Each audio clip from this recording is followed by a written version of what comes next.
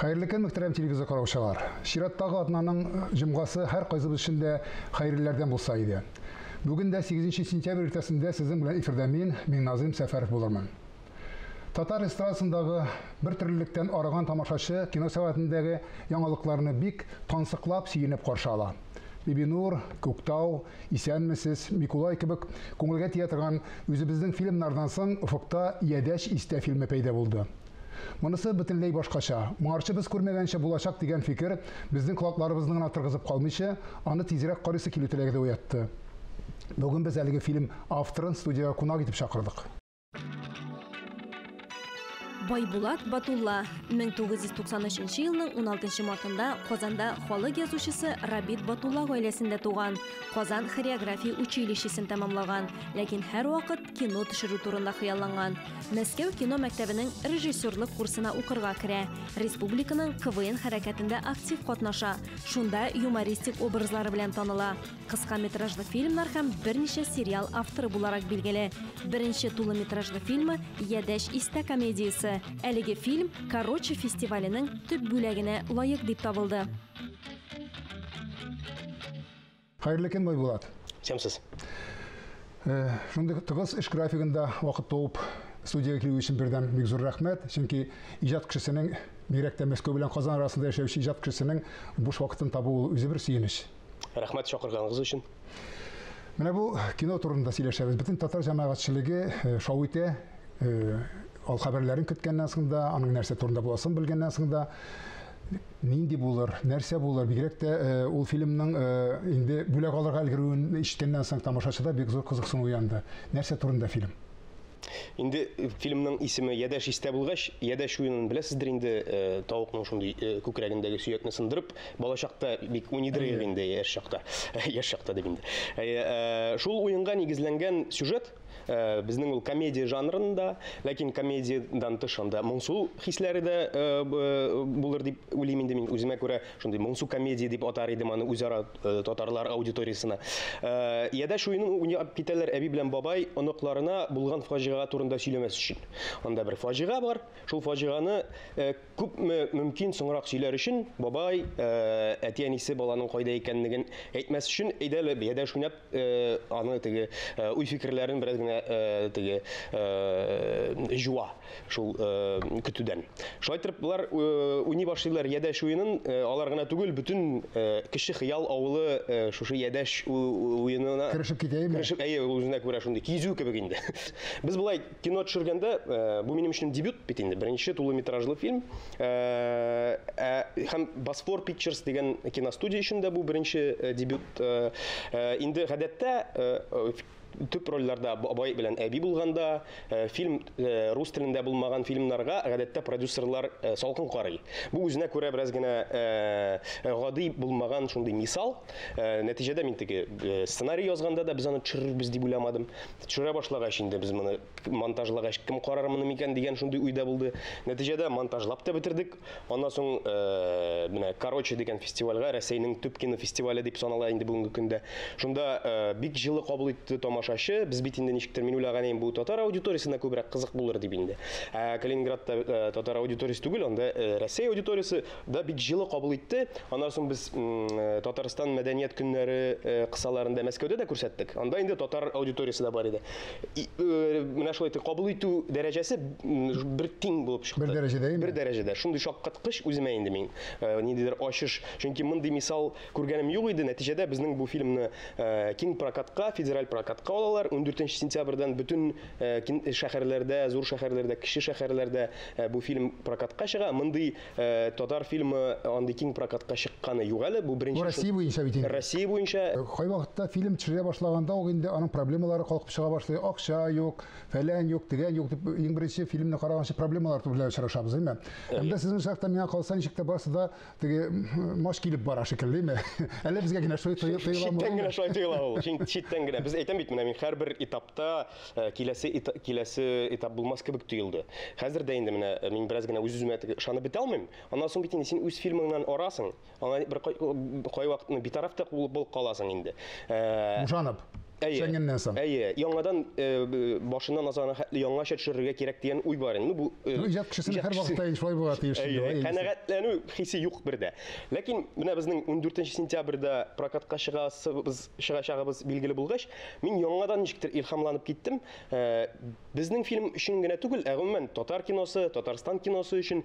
Чөнки әгәр дә безнең кинотеатрларга Россия буйлап хәзер татар фильмына килсәләр, нәтиҗәдә продюсерлар аңлый. Бу ниша, бу өлкә, димәк, акча китерә. Бу монда бары тик теге икътисади кануннар.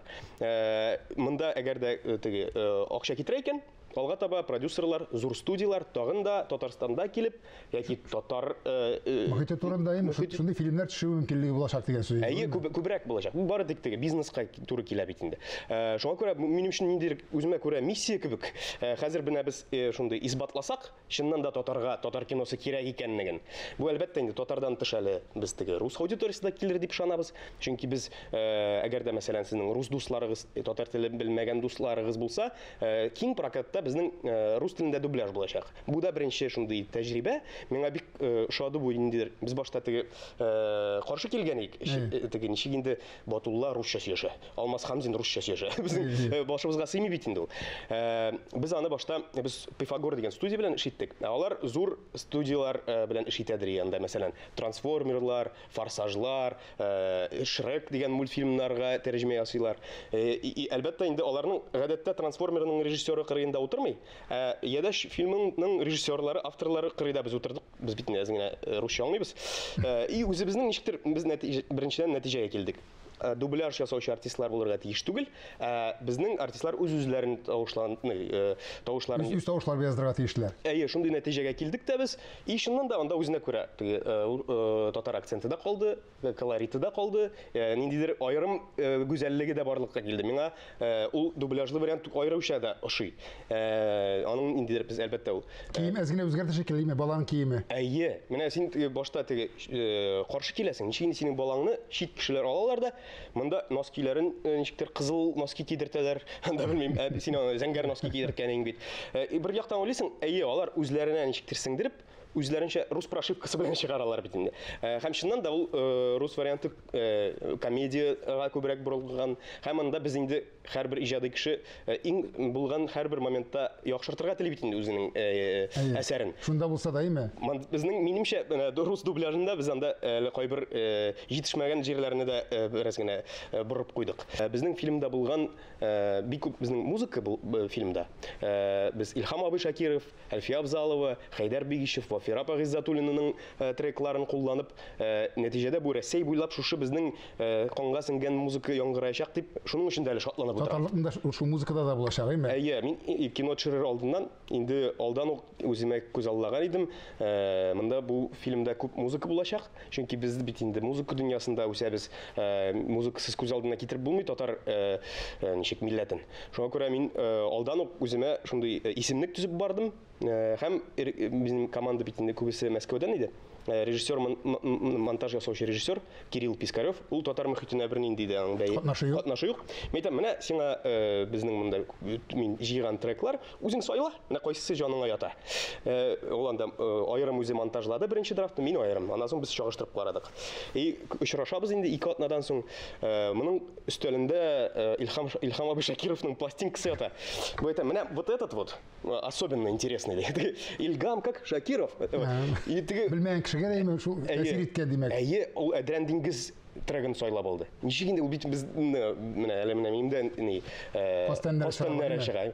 Мин әйтәм, Кирилл, син ничек аны туйдың? Әле анда безнең Илһам абыйдан тыш бит әле тагын төрле треклар. Алар да менә кирәк урында гына барлыкка килүчеләр барлык тиң килгән трекларны кулланып. Әлбәттә безнең анда тагын берничә трек бар. Япон треклары.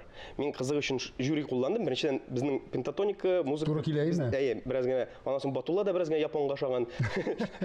Ниндидер япон стилендә музыка сайлап алдык да мин куйдым. Аннан соң нәтиҗәдә шул авторлар белән элемтәгә чыктык. Шул Япониягә җибәрдек фильмны. Тегендә шул музыка сакаллы ниндидер Кытай абыйлары, Япон абыйлары безгә бик ошады фильм, рәхәтләнеп кулланыгыз дип рәсми хат килде. Менә алар да безнең музыка музыканы тыңлап. Монда да уңышка ирешкәнсез име? Монда фильм турында күп сөйлим инде. Минемчә, хәзерге вакытта бәлкем фильмның трейлерын карап китербез, тизерын. Как же сложно найти подходящие слова и рассказать внуку о том, что навсегда изменит его жизнь. О, поэтому я сыграю с ним в одну старую игру. Давай сыграем. На что сыграем? Она поможет ему поверить, что чудеса случаются. Раз, два, три. О! Мы играем в игру «Бери да помни». Там нужна куриная косточка. Мизинцем ее разламываешь, и игра начинается. Опа! Ждаете предмет, и если ваш противник не сказал «помню», то говорите дальше, и вы победили. Я Роберт София. Я дальше. Больше не пьешь. И хочу я вам сказать всем, я полетел. 3, 2, 1, поехали! Как-то надо сказать Ильхаму. Как сказать? Чтобы полететь, нужно еще кое-что. Поверить в чудо. А вырастешь, поймешь.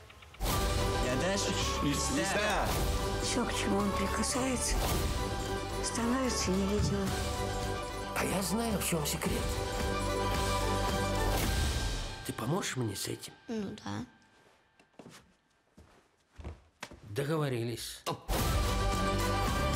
Үз кешең белән эшләп әлбәттә җайлыдыр инде. Әтинең турында сүз бар име. Бигрәк тә без бит аны беләбез, Рабит абыйның Шепкинчик икәнен, ул тормышта да бик оста уенчы бит инде. Кинода эшләү авыр булмадымы үз әтиең белән? Дөресен әйткәндә, аланырга авыр булды. Теге ничектер без бит инде. Яңа өлкә инде бу аның өчен, име? Ну, без аны теге дебютант дип саныйбыз инде. Безнең бөтен команда дебютантлар. Шул вакытта 85 яшьлек дебютант та бар безнең командада. Без инде теге шаярып әйтәбез инде, әлбәттә, Батулла камера белән таныш, теге, ну, зур кинода чыннан да беренче тапкыр беренче шундый төп рольдә. Ә болай мин ничектер курыктым, ни өчен бу сценарий барлыкка килде? Мин әти белән әни артыннан күзәтеп, алар менә 30 елдан артык бәхет, алар арасындагы булган мәхәббәт, бәхет гел сизелеп торды. Аны качырып булмый бит инде. Алар талашканы бер 2-3 тапкыр булгандыр мин үз тормышымда хәтерлим. Без гел бергә яшәдек бит. Аннан мин теге күчеп киттем, вакыт кайтып китеп йөргәндә бер заман сизә башладым, булар арасында ниндидер теге кризис барлыкка килгән кебек тоелды. Үзгәреш инде. Үзгәреш, Аннан әти дә сизеп алды инде, әни дә моны сизеп алды, мин сизеп алганны. Әти белән булай утырдык та, әти әйтә, менә 30 ел без синең әниң белән бер-беребезгә бер кайчанда сүз тигермичә яшәдек. Хәзер менә ниндидер безнең кризис башланды әле ди. Biz әйтәм, мин ишемнән генә уйлап куйдым инде, теге 85-86 яшьлек кеше белән теге пар аерылмаста инде булар, һәр аерылса кая бара инде.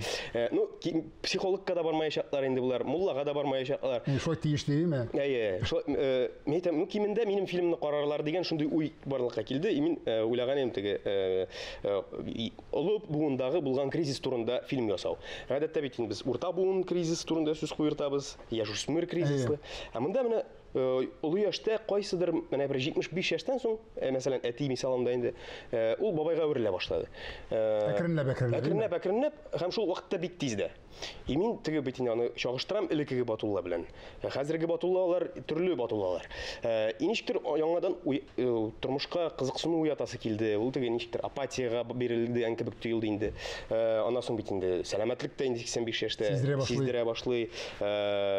Мин әйтәм, булай кимендә менә ничектер фильмда булса да, яңадан тормышка кызыксыну уянса, кызык булыр иде инде. Нәтиҗәдә аннан соң Батулла үзе кинода төшкәнгә күрә, ул анда съемка вакытында җыелып, бер 7-8 килограммга ябыгып, яшәреп, рольгә кереп, рольдә яши башлады име? Тибар барлыкка килде теге аның кырыенда. Кирәклеге бар, үзенең аңлады име? Үзенең кирәклеге бик мөһим әйбер бит инде ул, бигрәк тә иҗат тормышта шул тота кешене. Аннан соң әни дә анда безгә без реквизитлар белән ярдәм итеп, аннан соң әтине дәвалап, анда бер вакытны авырганда, аларның да нидер тормышта мәгънәсе барлыкка килде кебек. Хәзер менә ничектер, әлбәттә ул бер секундта гына үзгәрми инде ул мөнәсәбәтләр. Ләкин алайда алар ничектер әз генә яшәреп китте кебек тоела. Һәм минем өчен бу төп максат иде.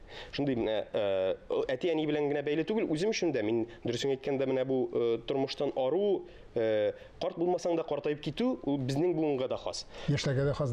Шуңа күрә депрессиягә, хәлсезлеккә бирелү, өметсезләнү, бигрәк тә тормышка үзгәрүчән. Шуңа күрә бу ниндидер илһамландыргыч терапевтический рәвештә эш итсә, тамашачыга, мин бик бәхетле булыр идем дип саныйм инде мин. Хыялланам, дөресен әйткәндә. Бу фильмда тагын бер фишка, дип әйтәбез русча дип әйтсәгем, ләкин бер сюрприз. Татар җәмгыяте рус фильмнарыннан, рус спектакльләреннән күргән Роза Хайруллинаның танылган, Россия күләмендә танылган, үзебезнең кеше әлбәттә, үзебезнең төбәктән чыккан, тамырларыбызга биреккән кеше, ләкин Россия дәрәҗәсендә танылган кеше, артистның ризалыгын алу. Шуннан да авыр булдымы менә алу. Икенчедән махсус алдыгызмы сез менә, чөнки без инде татар әбиләренә күнеккән, теге җанын биреп пишмак дип бөтен гомерен шул балага багышлаган кеше, әмендә ул ничектер теге без менә үзен генә ничек дип әйтәм инде, ярату дип әйтмәсәм, сәер рәксмакта үзе тормышта үзен тота торган кешене итеп рольгә сайлап алу. Аны әле дөресен әйткәндә ул теге татар әбисенә дә шомаган бит. Тышкы кыяфәте белән дә. Тышкы кыяфәте белән. Алай дисәң, бер яктан карасам, әнигә дә шоган ул мин. Менә бер яктан мин әни Рузия, а ул Роза. Мин шундый чагыштыруларда күрәм. Булай менә авылда без теге ияләнгән инде моторлату дигән әйбер. Безнең әби булса ул шундый менә типаж. Өстәл булса ул күркәм, әби булса ул менә уютныйның татарчасын мин белмим, дөресен әйткәндә. Ипле җайлы, тәти, рәхәт. Бөтен кешегә ярый торган иде. Ачык күңелле. Тормышта бит һәрбер авылда да бар бит, сәйрәбиләр дә бар. Без бит инде аны каршы килеп булмый.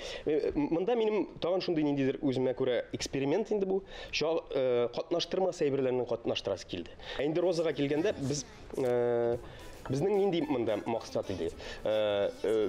Татар әбисе дигәч күз алдына килә бит берничә анда шундук күз алдына килә ниндидер образ. Мин киресенчә менә шуннан качырга теләдем, ни өчендер. Безнең менә бит инде бар шундый үзенә күрә әсбаплар татар киносындамы, татар сәхнәсендә, алар бер үк, бездә дә шул ук әсбаплар. Ләкин бераз генә икенче яктан карыйсы килде. Безнең аудитория өчендә нәрсәдер бераз генә ачуын китерә торган бәлкем. Ул кешене сәкетеп җибәрә торган. Аннан соң инде әлбәттә безнең бит әле кино күзен ачып кына бара әкрен-әкренләп. Безгә игътибар кирәк безнең кинога. Ул яктан карасаң да инде мондый максат булмады, ләкин хәзер менә инде бу фильм барлыкка килгәч, аның бары бер уңай ягы дип саныйм инде мин. Менә Россия аудиториясына ул таныш персонаж актриса булганга күрә, һәм бездә дә аны таныйлар. Рәхмәт. Менә вакытыбыз әлбәттә азагына якынлашып килә, тапшыруыбызның вакыты. Тамашачыларга бөтен әйберләрне ачып бетереп булмый әлбәттә. Кинодан бөтенесен күрерләр, карарлар име. Тапшыру азагында була торган машин профессорларына күчәбез. Синең төп сыйфатың, Майбулат? Хыялый. Шулай булмаса, андай шәкертләр булмас идеме? Иратлардагы син югары бәяләй торган сыйфатлар. Сүзеңдә турыдыр инде. Ләкин ул хатын-кызга да хас бөтен кешеләргә хулагысы була дишеме? Синең зур кимчелегең, иң зур кимчелегең? Ялкау. Һәр вакытта тырыш кешеләр шулай үзенә карата шундый планка куелган димәк. Яраткан шөгылең кинодан башка? Бармы? Шәй. Татарның җаны инде ул. Синең өчен иң зур бәхет нәрсә ул? Минем кинога, кинотеатрларга бару. Тамашачының сине тануы, әйме? Мине тану ансы бер... Киноларың аша? Әйе. Минем өчен зур бәхет булыр иде, әгәр дә. Нинди илдә яшәргә теләр идең? Ихлас. Тормышта иң сөймәгән нәрсәң? Икейөзлелектер. Бик зур рәхмәт вакыт табып килүегез өчен. Тамашачылар күрерләр, аңларлар. Бүгін сөйләшкән әйбернең дәвамы булыр дип уйлыйм мин. Һәм әле ул без сезнең белән эфирда беренче генә очрашуыбыз булмас. Амин, рәхмәт. Барыбызга да бүгенге кунагыбыз кинорежиссер, актер һәм продюсер Байбулат Батулла кебек хыялланып, иртәгә көнгә матур өметләр баглап яшәргә насыйп булса дигән теләктә бүгенгә сезнең белән саубуллашам, исәнлектә күрешик.